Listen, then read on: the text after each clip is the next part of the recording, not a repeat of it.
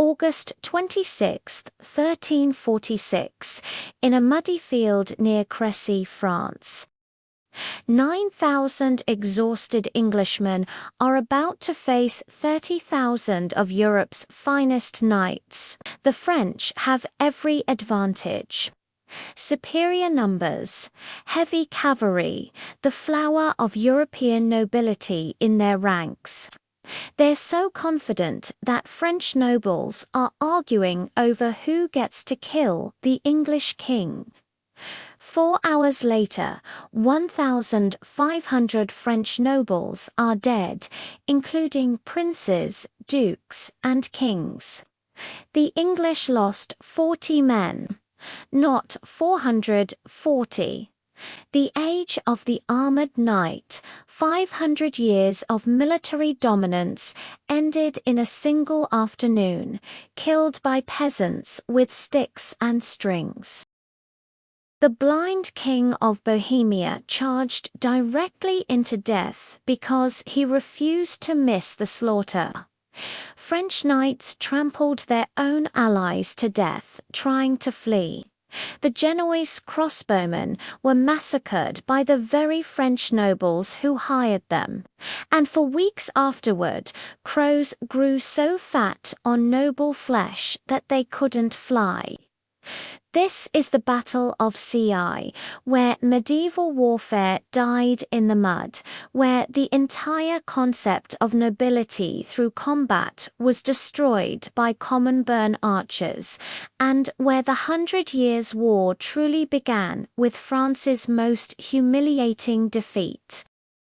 By the end of this video, you'll understand how a weapon that cost 10 shillings destroyed armor worth £1,000, why French knights murdered their own mercenaries. Mid-battle, and how one blind king's suicidal charge became the most insanely noble death in military history. Let me set the stage for this massacre. Edward III of England had just landed in Normandy with about 15,000 men, claiming the French throne through his mother. He'd been burning his way across northern France in what was called a chevauchée, basically licensed vandalism, designed to prove the French king couldn't protect his people. The English had just looted Caen and were trying to escape to English-held Cala when the French army finally caught them. Philip VI of France had assembled the largest army in Christendom. We're talking 30,000 to 35,000 men, including 12,000 heavy cavalry, knights in full plate armor on armored horses.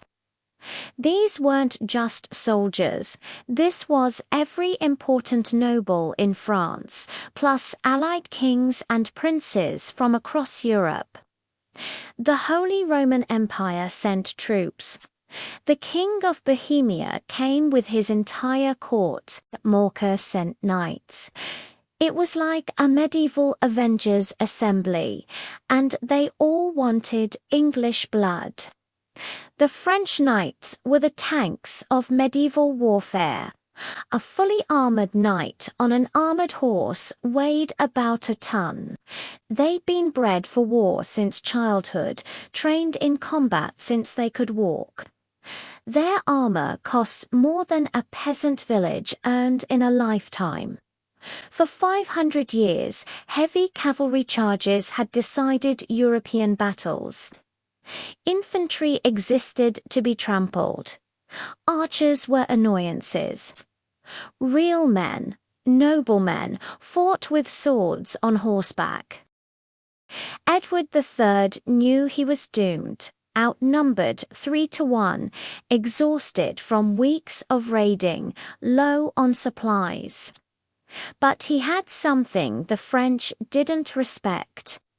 5,000 Welsh and English longbowmen, mostly peasants and criminals who'd been practicing with their bows since childhood because English law required it.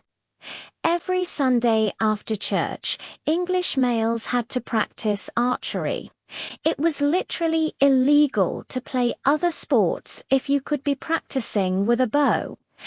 The longbow was a simple weapon, a 6 feet piece of ironwood. Nothing fancy, but in trained hands, it was devastating. These archers could put 12 arrows per minute into a target at 250 yards. That's an arrow every 5 seconds accurately at the distance of 2.5 football fields. The draw weight was so heavy, 150 to 180 pounds, that archaeologists can identify longbow archers by their deformed skeletons. Their left arms were inches longer than their right from years of holding that massive draw weight. Edward positioned his army on a hill near, forcing the French to attack uphill. He arranged his men in 3 divisions with the archers, forming a V shape between them, creating overlapping fields of fire. Then he did something that shocked both armies. He had his knights dismount and fight on foot. English nobles fighting like common infantry. It was unprecedented. But Edward understood something the French didn't. The age of the mounted knight was ending. Edward's decision to dismount his knights sent shockwaves through his own ranks. These men had trained their whole lives for the thunder of the charge, their war horses worth more than gold. To step down and fight like peasants was an insult to centuries of tradition. But Edward forced the issue, reminding them that survival mattered more than pride, and slowly knights in polished plate began trudging into the mud beside archers in wool hoods, a sight no one in Christendom had seen before. The English camp was eerily calm the night before the battle. Archers prepared their yew bows, rubbing beeswax into their strings to keep them dry. Stakes were hammered into the earth, and ditches were dug by torchlight. Chronicles say that Edward even had meat and ale distributed, so his men slept with full stomachs, while the French army staggered hungry into camp after their forced march. Every detail screamed discipline versus arrogance. The English also prepared the battlefield. They dug ditches and holes in front of their position to break up cavalry charges. They drove sharpened stakes into the ground at angles to impale horses. They turned the terrain into a killing field while the French were still marching, and then they waited. Meanwhile, on the French side, it was chaos disguised as pageantry. Nobles rode past each other in gleaming armor, banners snapping in the wind, each one more resplendent than the last. Dukes and counts squabbled openly about who would have the honor of leading the charge or of capturing Edward alive for ransom. Some bragged they would bring the English king back in chains before nightfall. Philip VI's attempts to calm his nobles were drowned out by the clamor of trumpets and boasts. The army looked less like a disciplined force and more like a tournament gone mad. When dawn broke on August 26, the French vanguard had to march through the wreckage of Edward Chevauche. Villages were still smoking, crops burned, livestock scattered. Peasants whispered curses as they watched thousands of armored knights past their ruined homes. To the French nobility, this was humiliation that demanded immediate vengeance. To the English, it was proof that their strategy of devastation was working. They had turned the land itself into a weapon. Philip II's army arrived at Crécy around 400 p.m. on August 26, exhausted from a long march. The smart move would have been to rest and attack the next morning. Philip actually ordered a halt, but French nobility didn't do patient. They didn't do tactical. They saw the English on that hill, outnumbered, tired, far from home, and they smelled glory. Every noble wanted to be the one who killed or captured Edward III. By mid-afternoon, dark clouds gathered. A sudden rainstorm soaked the field. The French knights laughed, confident their plate armor would protect them. But the storm meant something very different for missile troops. The English calmly unstrung their bows and tucked the strings under their helmets and cloaks, keeping them dry. The Genoese crossbowmen had no such precaution. Their strings stretched and sagged, useless against the torch-yew of the longbow. A tiny detail, a few minutes of foresight, would decide the fate of thousands. When Philip V finally arrived at the field and saw the English calmly arrayed on the hill, banners fluttering, lines tight, he ordered his army to wait until the next day. But knights don't wait. Behind him, counts and dukes surged forward, shouting that the day was wasting and glory was slipping away. Some had already lowered lances. The king's command dissolved into dust. The French army was no longer an army. It was a mob of impatient aristocrats who refused to let discipline stand in the way of vanity.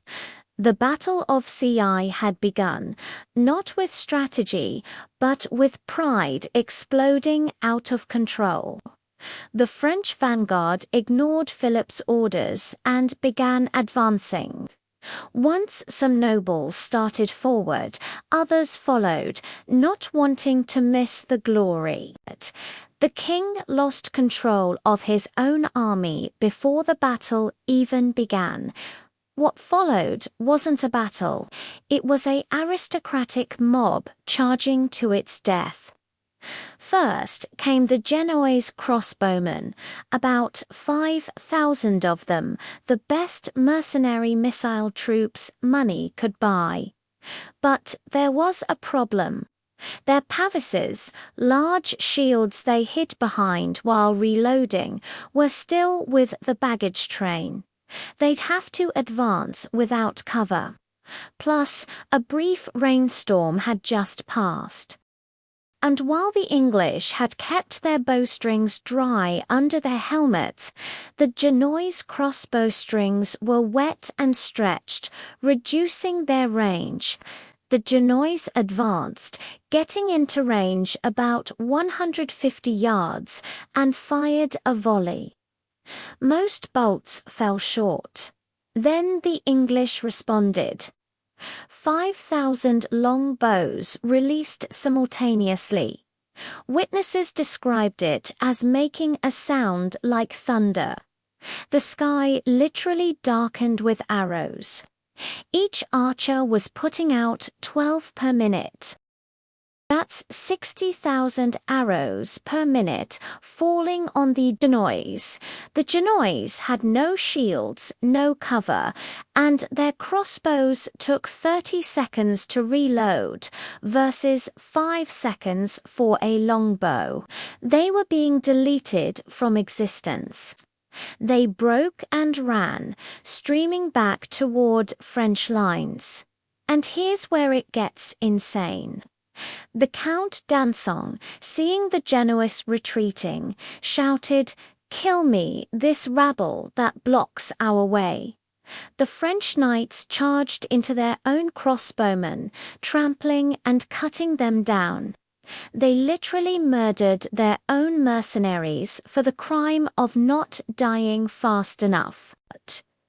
The Genoese were caught between English arrows and French swords. Those who survived fled the field entirely, cursing their employers.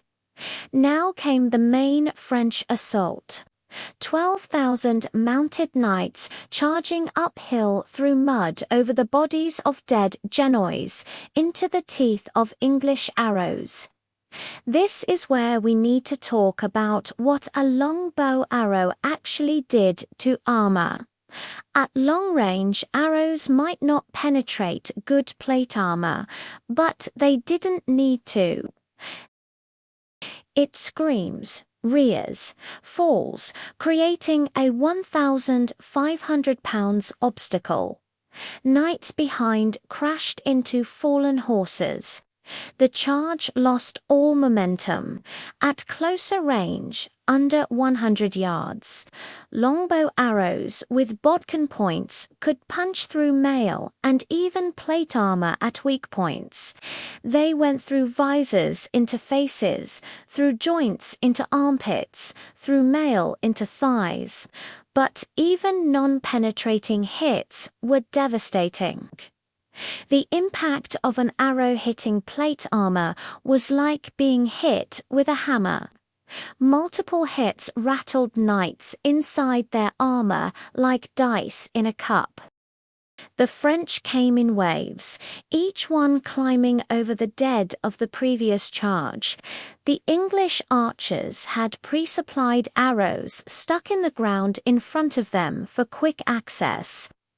They kept up continuous fire.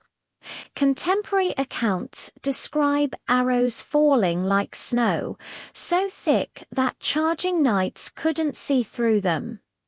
But it wasn't just arrows. The battlefield Edward had prepared now showed its worth. Horses hit the hidden ditches and broke legs. Knights crashed into sharpened stakes. Dismounted knights in 60 pounds of armor could barely move. They became stationary targets. English archers ran out of arrows several times. You know what they did? They ran forward into the field, pulled arrows out of dead and dying French knights, and fired them back. The French were being killed with their own recycled suffering. The blind King John of Bohemia now enters our story with the most insanely noble death in medieval history. John had been blind for a decade, but came to fight anyway. When he heard the battle was lost, he allegedly said, "The King of Bohemia does not flee from a battle." He ordered his knights to tie their horses' reins to his so they could lead him into combat. He wanted to strike at least one blow with his sword before dying. This blind 50-year-old king charged directly into the English lines, swinging his sword at sounds and shadows. He and all his attached knights were killed immediately. When they found his body, he was still tied to his dead companions, his blind eyes open, his sword in his hand. He'd achieved his wish. He'd struck an enemy before dying. Edward III's son, the Black Prince, was so moved by this display of courage that he took John's personal emblem, ostrich feathers with the motto, "Ayton I serve," which remains the symbol of the Prince of Wales today. As the sun set, the French had charged 16 times, 16 separate waves of nobility throwing themselves into the meat grinder. Each charge was less organized than the last. French nobles were literally fighting each other to get to the front, to have their chance at glory, only to die in the mud like all the others. Philip VI himself charged with the final wave. His horse was killed under him. An arrow went through his jaw. His personal guard had to physically drag him from the field as he tried to return to the battle. The sacred oriflamme, the battle banner of France that supposedly guaranteed victory, was abandoned in the mud. As darkness fell, the English couldn't believe they'd won. They stayed in position all night, killing any wounded French who moved. They'd run out of arrows multiple times and had resorted to using knives, hammers, and stakes to finish off dismounted knights. English peasant archers were literally beating French nobles to death with sticks. When dawn came on August 27th, the scale of the slaughter became clear. The cream of French nobility lay dead in the mud. The Count of Flanders, the Count of Blahier, the Duke of Lorraine, the Count of Augier, the Count of Sancerre. The list went on and on. 1,500 nobles dead, 11 princes, thousands of lesser knights. The Genoese who hadn't fled were all dead, many killed by their own employers.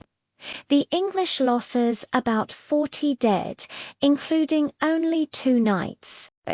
One English knight versus 750 French nobles. The disparity was so extreme that contemporary chroniclers didn't believe it. Some claimed divine intervention, but the reality was simpler. The longbow had made heavy cavalry obsolete in a single afternoon. But here's the truly devastating part. It wasn't just the deaths, it was who died. Medieval warfare usually involved capturing nobles for ransom. It was a gentleman's agreement. You didn't kill people worth money. But at Crécy, the English archers, common men with no understanding of or care for chivalry codes, simply killed everyone. They put arrows through the faces of dukes and counts without knowing or caring who they were. The psychological impact on European nobility was shattering. For 500 years, being a knight meant being militarily superior.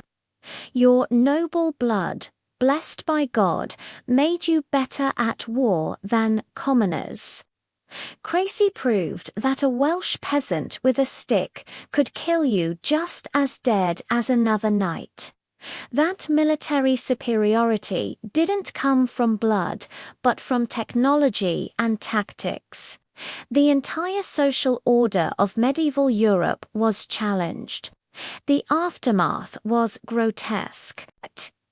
So many nobles died that there weren't enough people of appropriate rank to bury them properly. Bodies lay rotting for days. Crows and wolves feasted on princely flesh.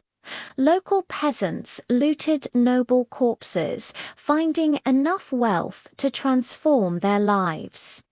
The armor that couldn't save its wearers was melted down and sold. The English army, exhausted and shocked by their own victory, continued their march to Calais.